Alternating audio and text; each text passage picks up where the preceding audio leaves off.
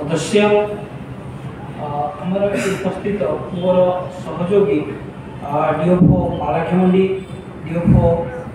Brahmapur DFO Bhubaneswar south अथि ओडिशा जनसेवा संघर कर्मकर्ता समस्त भद्र व्यक्ति समस्त भद्र महिला प्रतिनिधि समस्त को कार्यक्रम को स्वागत जनाऊँ अति निसंदेह कहबी जे भूमिका अत्यंत गुरुत्वपूर्ण हजार हजार हेक्टर वृक्षरोपण हो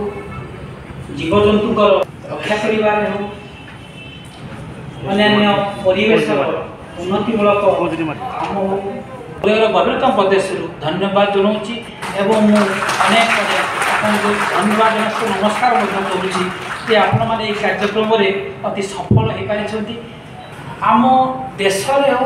आम राज्य हो जंगलर मात्रा प्रति वर्ष बढ़ी बढ़ी चलती आम गंजाम जिले गजपति कंधमाल और बौद्ध जिला कथा कही खाली जंगल नुहे जीवजंतुंकर संख्या आमर हाथी हूँ लेपर्ड हूँ जंगल जिते कौन सभा समिति करती आम मान निमंत्रित करती उचित स्वीकार करती जे सरकार यहाँ कर आगामी दिन में आवश्यकता रही किंतु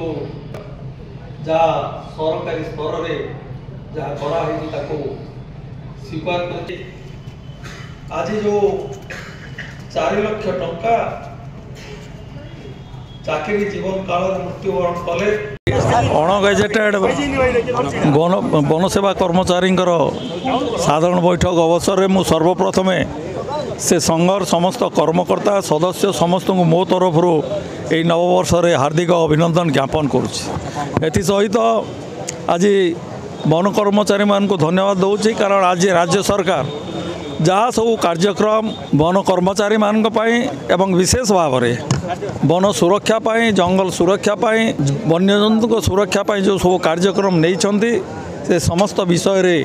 आलोचना करिथिबारु मु समस्त को धन्यवाद दूची एवं आज जंगल आम राज्य रे वृद्धि पाई से धन्यवाद दूची परिशेष रे आगामी दिन में सरकार आपण मैंने समस्ते जानती प्रिय मुख्यमंत्री नवीन पट्टनायक जड़े प्रकृति प्रेमी एवं प्रकृति को सुरक्षा दौरान एवं सबु समय प्रिय मुख्यमंत्री तांको जंगल सुरक्षा क्षेत्र में सहयोग सुरक्षा दे आसबे एतिकी पाखरे आमे व्यवस्था रखी जंगल जंगल रे एंटी सोशल रोचंती शिकारी रोचंती जो अभियोगटी आपण माने करूचंती ताकू प्रतिहत करने सरकार विभिन्न प्रकार पदक्षेप नहीं एवं वन कर्मचारी मान को आर्मड्र व्यवस्था कराई आज आलोचना होती एवं आत्मसुरक्षा से माने निश्चित भाव में जंगल रे बंदूक धरी से माने यातायात करें। आज ओडिशा अणगेजेटेड वनसेवा संघर साधारण बैठक यहाँ होता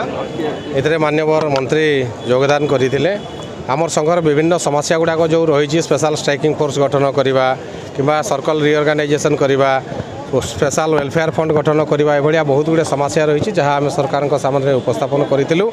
आज मुख्य आलोचना विषय वस्तु थिला जंगल सुरक्षा रे वन कर्मचारी भूमिका से शीर्षक रे गोटे आलोचना चक्र होता जो माननीय मंत्री एवं विभिन्न अतिथि मैंने जोग देकर आलोचना करते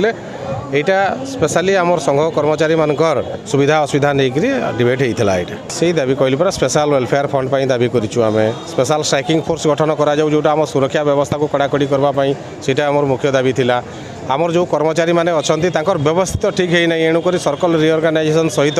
कर्मचारी मानकर कैडर रिविजन करने आम भी दाबी रखीलु विभिन्न प्रकार समस्या उपस्थापन कराई जहाँ को कि माननीय मंत्री गोटे सकारात्मक वे नहीं से किसी करेंगे।